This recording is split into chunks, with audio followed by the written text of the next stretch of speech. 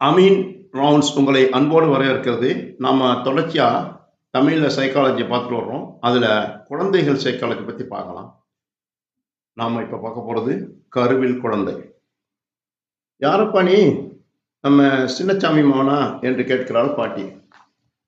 ஆமாம் பாட்டி, எப்படி கண்டுபிடிச்ச? என்ன நீ பார்த்ததே இல்லையே என்று பையன் ஆச்சரியத்தோட கேட்கிறான். அந்த ஊருக்கு அவன் வந்தது இதுதான் முதல் தடவை. அவன் தந்தை அங்கே அடிக்கடி வருவதுண்டு. ஆனா இந்த பையன் வந்ததில்லை. இது தெரியாதா? சின்ன சாமிய பார்த்து வச்சதை கூட அப்படியே இருக்கிறியே, எனக்கு தெரியாதா? அது செயல் அப்படியே இருக்குதுங்கிற அந்த பாட்டி. இது தெரியாதா? சின்ன ராமசாமியை வார்த்து வச்சபடி அப்படியே இருக்கிறியே, அவனை எனக்கு நல்லா தெரியுமே, உன்னை பார்த்தால் அவனை பார்க்க தேவையில்லை என்று கிழவி பதில் சொல்றார். பெற்றோரின் சாயலை கொண்டு குழந்தைகளை இவ்வாறு புரிந்து கொள்ள முடியுது. அவர்களுடைய உடல் தோற்றம் குழந்தைகளுக்கு பெரும்பாலும் அமைவதை நாம் சாதாரணமாக அறிந்திருக்கிறோம். தோற்றத்தை மட்டுமல்ல, குண விசேஷங்களிலும் மன திறமைகளிலும் கூட இந்த ஒற்றுமை காணப்படும். நூலை போல சேலை, தாயை போல பிள்ளைம்பாங்க. அப்பனை அப்படியே உரிச்சு வச்சிருக்குன்னு சொல்லுவாங்க என்று சாதாரண மக்கள் பேசுவாங்க. பெற்றோரின் தன்மை பிள்ளைகளுக்கு அமையும் என்பதை பொதுவாக அனைவரும் உணர்ந்திருந்தாலும் அவ்வாறு அமைவதற்கு காரணம் என்ன? அந்த அமைப்பை பற்றி ஏதாவது விதிகள் இருக்குதா? நிச்சயமா இருக்குது. அந்த அமைப்பு மாறுபாடு அடையுமா என்பன போன்ற கேள்விகளுக்கு நல்ல பதில் இருக்குது. நல்ல புத்தகங்கள்ல பதில் இருக்குது. சயின்ஸ் புத்தகங்கள் மற்றும் கருவியல் புத்தகங்கள்ல நிறைய அதற்குள்ள விளக்கங்கள் இருக்குது, நீங்க பார்க்கலாம். பெற்றோரின் உடல் தோற்றத்தையும் உள்ளத்தன்மைகளையும் குழந்தைகளிடம் காண முடியும் என்று அனுபவத்தின் மூலம் அறிந்திருக்கிறோம். நமது நூல்களும் ஆங்காங்கு இதை சொல்லுது. பெற்றோருக்கு குழந்தைக்கு தொடர்பு உண்டாக்குவது ஒரே ஒரு சிறிய உயிரணுதான். அது சிறிய அணு போன்ற உயிர். அது இத்தனை ஆச்சரியமான காரியத்தை செய்திருக்குது. ஒரே ஒரு உயிரணு என்றுதானே சொல்றோம். அதுதான் பூரித்த அண்டம், அதாவது ஃபெர்டிலைஸ்டு எக் பெண்ணிட்ட இருக்குது. அந்த பூரித்த அண்டத்திற்கு காரணமாக இரண்டு அணுக்கள் இருக்குது. ஒன்று தந்தையிடமிருந்து வருவது, மற்றொன்று தாயிடமிருந்து உண்டாவது. தந்தையிடமிருந்து வருகின்ற அணு அத்தனை சிறிய இது. அதற்கு பேரு விந்தணு, ஸ்பேம் செல்னு சொல்லுவாங்க. உணர்ச்சியின் போது வெளிப்படும் விந்துவிலே லட்சக்கணக்கான கோடிக்கணக்கான விந்தணுக்கள் இருக்குது. அதுல ஒன்னே ஒண்ணுதான் வெற்றி அடைஞ்சு முட்டைக்குள்ள போகுது. விந்தணுவின் உருவத்தை நம்ம பார்த்திருக்கோம், இப்படி இருக்கும். அதற்கு ஒரு வால் இருப்பதை பார்க்கலாம். அந்த வாளை சுழற்றி அது முன்னேறி செல்லுது.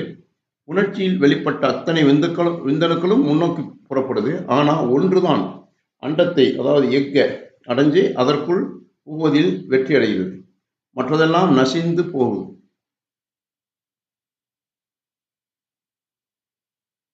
அண்டம் என்பது தாயின் கருப்பையோடு சம்பந்தப்பட்டுள்ள சூழ்பை, ஓவரியில் உண்டாகும் ஒரு சிறு அணு.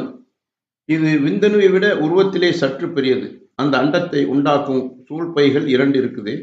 உணர்ச்சியின் போது ஒவ்வொரு முறையும் லட்சக்கணக்கான விந்தணுக்கள் வெளிப்படுது என்று சொன்னோம். ஆனா அண்டமானது மாதத்துக்கு ஒன்றுதான் உற்பத்தியாகி கருப்பையை நோக்கி வரும். 2 சூழ்பைகளில் ஒன்றிலிருந்து ஒரு மாதத்திற்கு ஒன்றும், மற்றதிலிருந்து அடுத்த மாதத்திற்கு ஒன்றுமாக மாறி மாறி அண்டம் வெளியாவது. கருப்பையை நோக்கி வந்து கொண்டிருக்கும் அண்டத்தை விந்தணு சந்தித்தால் அதற்குள் பாய்ந்து அதை கருவாக மாறச் செய்து, அப்படி சந்திக்காவிடில் அவ்வண்டம் பயனற்று அழிந்து விடுது.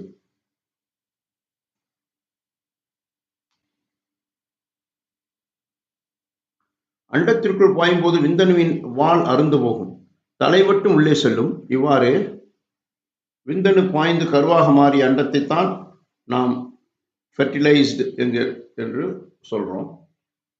பூரித்த அண்டம், அதாவது ஃபெர்டிலைஸ்டு எக் உடனே 1 2 ஆகும், 2 4 ஆகும், 4 8 ஆகும். இப்படி இரட்டித்து பிரிந்து பெருகி ஒரு பிழம்பாக திரண்டு வந்து கருப்பையில் ஏதாவது ஒரு இடத்துல ஒட்டிக்கொண்டு வளர ஆரம்பிக்குது.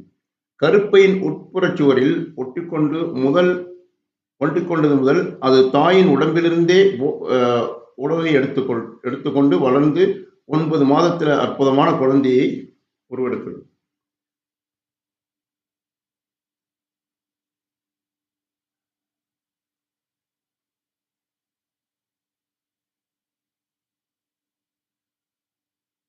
ஆனால் அவ்விரண்டையும் கூர்ந்து சோதனை செய்து பார்த்தா பாரம்பரியமாக வரும் தன்மைகளின் இரகசியம் வெளிப்படும்.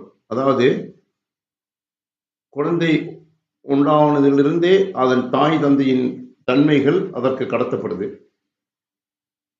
விந்தணுவும் அண்டமும் உருவாக்கத்தில் மிகச்சிறியவை என்று பார்த்தோம். ஆனால் அவற்றை திரும்பி பார்ப்பதற்கு மிகச் சக்தி வாய்ந்த மைக்ரோஸ்கோப் தேவைப்படுது. அதனால் அத்தகைய மைக்ரோஸ்கோப் செய்யப்பட்ட பிறகு இந்த ஆராய்ச்சிகள் முழுவதுமாக செய்ய முடிஞ்சது. விந்தணுவையும் அண்டத்தையும் மைக்ரோஸ்கோப்ல பார்த்தா அவற்றில் தனித்தனி 23 ஜோடி குரோமோசோம்கள் இருப்பது தெரிய வரும். அதாவது அது எப்படி இருக்குன்னா, ரப்பர்ல மிக மெல்லியதாக நார் இழுத்து அதை சிறு சிறு துண்டுகளாக செய்தால் எப்படி இருக்குமோ அது ஒரு ஏணியை போல அவ்வாறு இந்த கணுக்கோள்கள் குரோமோசோம்கள் இருக்கும். ஒவ்வொரு ஜோடியும் ஒரு மாதிரி உருவமுடையது. ஆனால் ஒரு ஜோடிக்கு ஜோடி வேறுபாடு உண்டு. விந்தணுவில் உள்ள ஒரு ஜோடியை போலவே உருவமுள்ள ஒரு ஜோடி அண்டத்தில் இருக்கும். இம்மாதிரி விந்தணுவில் 23 ஜோடிகளுக்கும் உருவத்தில் ஒப்பான 24 ஜோடிகள், அதே 23 ஜோடிகள் இருக்குது. விந்தணுவில் ஒரு ஜோடி மட்டும் உருவத்திலே மாறுபட்டிருக்கும். அந்த மாறுபட்ட ஜோடிதான் குழந்தை ஆணாக பிறப்பதற்கோ பெண்ணாக பிறப்பதற்கோ காரணமாக இருக்குது. விந்தணுவும் அண்டமும் 24 ஜோடி கணுக்கோள்கள் இருக்குது, அதாவது குரோமோசோம் என்று பார்த்தோம். இவை முதிர்ச்சி அடையும் போது இரண்டாக பிரிந்து ஒவ்வொன்றிலிருந்தும் 23 கணுக்கோள்கள் இருக்கும். ஆகவே கரு உண்டாவதற்கு காரணமாக முதிர்ந்த விந்தணுவிலும் அண்டத்திலும் தனித்தனி 23 ஜோடிகள் இருக்கும். அந்த விந்தணு அண்டத்தில் பாய்ந்து அண்டம் பூரிக்கும் போது படையபடி அதில் 24 ஜோடிகளாக மாறுகின்றன. அதாவது ஃபெர்டிலைஸ்டு எக் பெருகி குழந்தையாக வடிவெடுப்பதை விட்டுவிட்டு குரோமோசோம்கள் ஒவ்வொன்றும் இன்னும் நுட்பமாக துருவி பார்க்கலாம். மிக மிக சக்தி வாய்ந்த மைக்ரோஸ்கோப் மூலம் பார்த்தா குரோமோசோம்கள் ஆயிரக்கணக்கான மிக நுட்பமான பாகங்கள் இருப்பதை காணலாம். அந்த பாகங்களின் திரளே குரோமோசோம்கள். அவைகளுக்கு ஜீன் அணுக்கள், ஜீன்ஸ் என்று பெயர். ஒவ்வொரு குரோமோசோம்லையும் பல லட்சக்கணக்கான குரோமோசோம்கள் இருக்குது. நமது ஆராய்ச்சி நுட்பமாக போய்கொண்டே இருக்கிறது அல்லவா. பூரித்த அண்டத்திலே தொடங்கி அதிலிருந்து விந்தணுவிற்கும் அண்டத்திற்கும் வந்து அவற்றிலிருந்து ஜீன்களுக்கு மாறி அதிலிருந்து இப்பொழுது அதாவது குரோமோசோமிலிருந்து ஜீனாக மாறி வருது. இந்த ஜீனில் தான் ஒவ்வொரு தன்மைக்குமான இரகசியம் ஒளிந்து கொண்டிருக்கலாம். அதாவது தாய் தந்தையுடைய குணங்கள் பிள்ளைக்கு வருவதும் அந்த பிள்ளையுடைய குணங்கள் அந்த பேர குழந்தைகளுக்கு வரிசையாக கடத்தப்படுது. இந்த ஜீன்கள் தான் காரணம். குழந்தையாக மாறும் அண்டத்தில் உள்ள குரோமோசோம்கள் ஜோடிக்கு ஒன்றாக 24 கணுக்கோள், அதாவது குரோமோசோம்கள் தந்தையிடமிருந்து வந்ததென்றால் மற்ற 24 தாயிடமிருந்து கிடைத்தவை என்றும் பார்த்தோம். அந்த ஃபெர்டிலைஸ்டு எக் பிரியும் போது ஏற்படும் உயிரணுக்கள் ஒன்றிலிருந்தும் இது போன்ற 24 ஜோடிகள் இருக்கும். அதாவது ஒவ்வொரு ஜோடியில் உள்ள ஒரு கணுக்கோள் தந்தை வழியிலும் மற்றொரு தாயிலிருந்தும் வந்ததாகும். இதிலிருந்து தான் நமக்கு என்ன தெரியுதுன்னா, தாய் தந்தையிடமிருந்து எல்லாம் பிள்ளைகளுக்கு கடத்தப்படுது. அதாவது அவர்கள் குணங்கள், குணநலன்கள், உடல் அமைப்பு ஆச்சரியமா அவை தொடர்ந்து கடத்தப்பட்டு கொண்டே இருக்கு.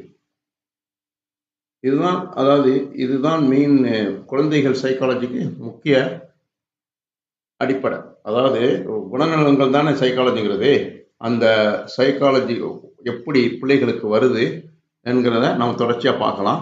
இப்போ நம்ம கொஞ்சமாக பார்த்தது எப்படி ஒரு சின்ன சயின்ஸ், எப்படி குழந்தை உண்டாவது, அதிலிருந்து எப்படி கருக்கள் வெளியாகி அதிலிருந்து குழந்தை உண்டாவது என்று சுருக்கமாக பார்த்தோம். வரும் வீடியோக்களில் நாம் தொடர்ச்சியாக பார்க்க போகிறது குழந்தை குணநலன்கள்.